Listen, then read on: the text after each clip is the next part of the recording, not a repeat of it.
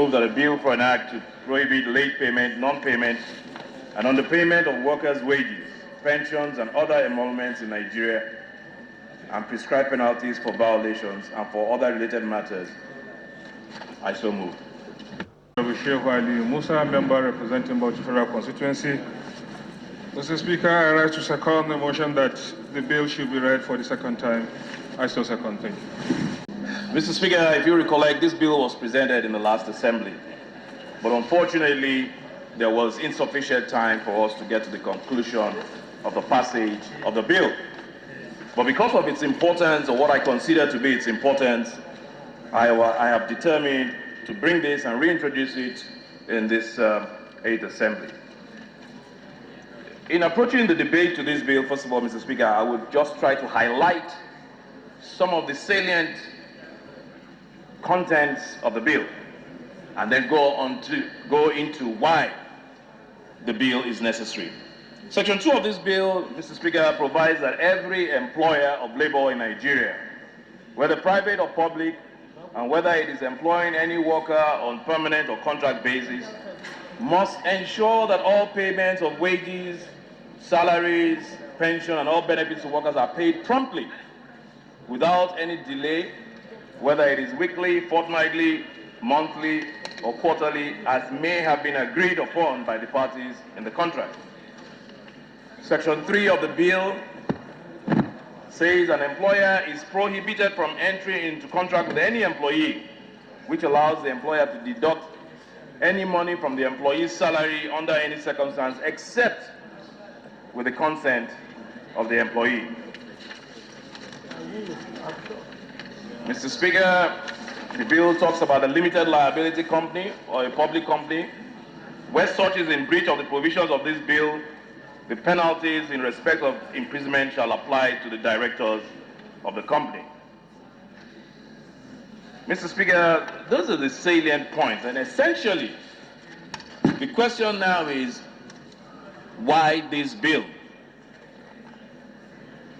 Mr. Speaker, honorable colleagues, our democracy, like every democracy in the world, or constitutional democracy, stands and rests on a tripod.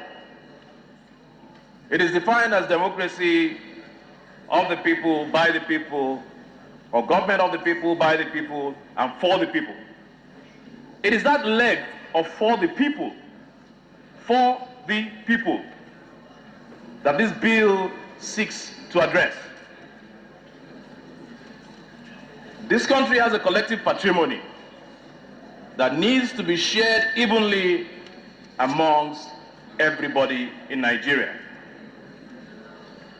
When we sit at a dinner table to distribute our patrimony, nobody must be left behind. Mr. Speaker, we are all aware, we cannot turn a blind eye or deaf ears to the fact that for years now, you hear of people, workers, who have not been paid for 1 month, 2 months, 3 months, 4 months. I have heard of people who have not been paid for 6 months. But because people are so diligent, because people have no alternative, they continue to go to work. We continue to use their services. Mr. Speaker, it is fundamental that wages must be paid. Every worker deserves his wages. When you do not pay workers, you are actually infringing on several of their constitutional fundamental rights. Mr. Speaker, our constitution is very clear and we all are familiar with it.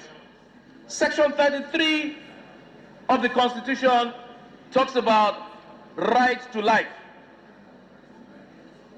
In interpreting the Constitution, Mr. Speaker, the question of life, whether you have a right to life, is determined even by the quality of that life.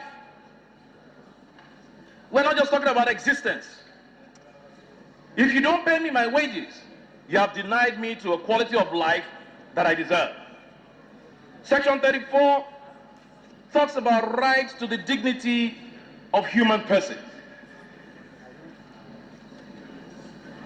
Where is my dignity? If because my employer has not paid me, I go around begging my neighbors, begging family, begging friends, just to eat, just to feed, and just to feed my children. That is an infringement of Section 34 of the Constitution. Section 43, or rather Section 34 of the Constitution, Section 43 talks about your right to acquire and own property. If I am not paid a salary, how do I exercise that right to own and acquire property? All these rights enshrined in the Constitution are realizable, Mr. Speaker, only with the payment of wages. You cannot give me rights with one hand and take away those rights with another hand. Our Constitution in Section 14 says that the state is based on an economy, on a democracy of social justice. And Section 14(2)(b) clearly states that the security and welfare of the people is the primary purpose of government. When you talk about security and welfare, you must include the payment of wages. Mr. Speaker, honorable colleagues, today in the United States, one of the major issues on the table that is debated every day in the United States today during the election cycle is the question of wages. Is the question of raising minimum wages or the minimum wage. So whilst one country is talking about raising its minimum wage, we are actually not paying wages. We are actually not paying wages. It is illegal as it is immoral. And Mr. Speaker, let me say boldly, for every thesis and antithesis, there's a synthesis. What is the synthesis in not paying wages? It is almost impossible to... We cannot say we are fighting corruption. Meanwhile, you don't pay an employee the money that he deserves to stay alive. Of course, you will lead him and force him into corruption because he has to survive. His children have to survive. Every laborer deserves his wages. Non-payment of wages, Mr. Speaker, results in so many ills. No payment of school fees, suspension and expulsion from school for non-payment, no access to health care. All these things begin to build even a resentment in the child against his own country. You cannot ask a child who has been deprived of the necessities of life through non-payment of wages to his parents to say, I'm going to be loyal to the flag of a particular country. It breeds criminality. People die for lack of hospital fees, non-payment of rent, marriages, people go into divorces. In the most extreme case, people commit suicide. I do not want us to trivialize this matter because the consequences can be very dire. Let us put ourselves in the position of workers. Imagine if you are not paid for 2 months. A lot of them pay their house rent, not even yearly, but monthly. Mr. Speaker, for me, I would rather, if you cannot afford to pay somebody, then let him go. Let him go and look for work elsewhere. Strictly speaking, what you have done, if you look at the criminal code, what you have done is to take somebody else's property without his consent. and that is theft. Because that salary is actually mine, it's not yours. So if you withhold my salary and you do not pay me, you have stolen my money. Many may argue, and indeed I have had the privilege of discussing with Honorable Kwajok, and he had challenges in an area where he said, what if genuinely and truly the employer is unable to pay? Whether it is the state government, the federal government, or the private employer. And my answer to that is very simple. When we get to the committee stage, we can begin to look at those details and whether or not there are some areas that may deserve exceptions. But if you are not able to pay, there's a procedure in our law books. If you're not able to pay for 3 months, 4 months, then you declare insolvency. That means you're not solvent. You have no right to keep somebody to work for you for free. If you're not able to pay, for me, you just cannot sit down for 3-4 months on somebody's salary. It is immoral, it is illegal. There is no excuse not to pass this bill. It is a people's bill. It is a welfare bill.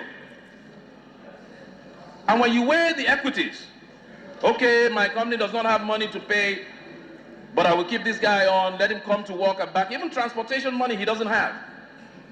I will continue to use him for 3, 4, 5 months.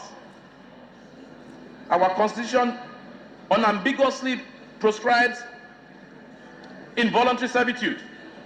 It is there in our Constitution. So, Mr. Speaker, honorable colleagues, I think this bill is important. It is important for the people we represent. It is important for the people we don't represent. It is important for all Nigerians to know that at least in this country, every laborer gets what he deserves as wages. We talk about 419 every day. 419 is very broad-based. If you obtain my services by false pretense without paying me, that is obtaining by false pretense. That is 419. I believe this House should please look at this bill with passion, with compassion for those who we represent. So that at the end of the day, Mr. Speaker, this House will beat its chest and say we have served the people and not ourselves. Thank you, Mr. Speaker. But I think that the House had a responsibility to look at the Constitution. And if we agree that what we are doing is right, it's a beautiful bill. I therefore refer the House to Chapter 2, Section 16 of the Constitution, subsection 2D, and if I'm permitted to read, I don't recount it, that the state shall direct its policy towards ensuring, then D, that's what I just read 2, that suitable and adequate shelter, suitable and adequate food, reasonable national minimum living wage, old age care and pensions and unemployment, sick benefit and welfare for the disabled are provided for all. My point, Mr. Speaker, is that this chapter has been ruled as not being justiciable. And if we cannot seek judicial remedy for minimum wage, which is established under this section, can we now make a law to enforce late payment of that same wage? I want us to resolve it. And if we resolve it in the affirmative that we can, given what the position of the law is through the court today, then this is a very beautiful bill. But if we cannot, every time we spend on it may become costlier than the effort we generate. Thank you, Mr. Speaker. Chairman, Rules and Business. Thank you, Mr. Speaker.